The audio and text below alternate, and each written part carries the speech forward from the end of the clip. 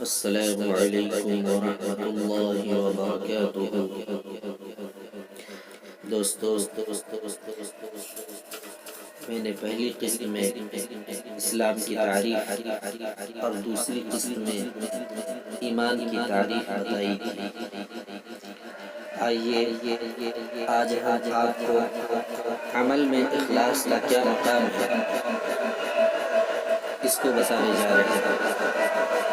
دوستو، مومن کو چاہیے کہ اپنا ہر کام اللہ کے مرضی اور اسی کے حکم کی تابعداری کی نیت سے کرے۔ اللہ تعالیٰ کا ارشاد ہے، اعوذ باللہ من الشیطان الرجیم، بسم اللہ الرحمن الرحیم، وما امروا الا ليعبدوا الله مخلصین له الدین۔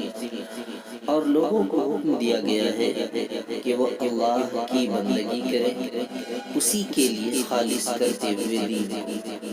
حضرت صلی اللہ علیہ وسلم کا ارشاد ہے، اللہ تعالیٰ صرف اتنا ہی عمل قبول کرتا ہے جو صرف اسی کے لیے خاص ہو اور اسی کی رضا کے لیے کیا گیا۔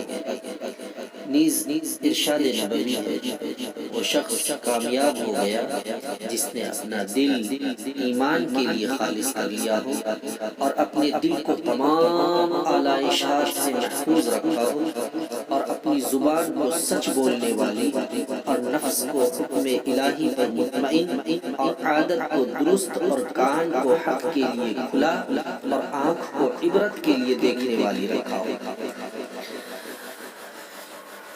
جزاک اللہ خیر۔ دوستو، یہ بات اگر پسند ہوئی ہو تو آپ میرے اس چینل کو سبسکرائب کریں اور شیئر کریں، لائک کریں، اور اللہ تعالیٰ سے دعا کرتے ہیں کہ اللہ تعالیٰ چھوٹی سی باتوں پر عمل کرنے کی توفیق عطا فرمائے۔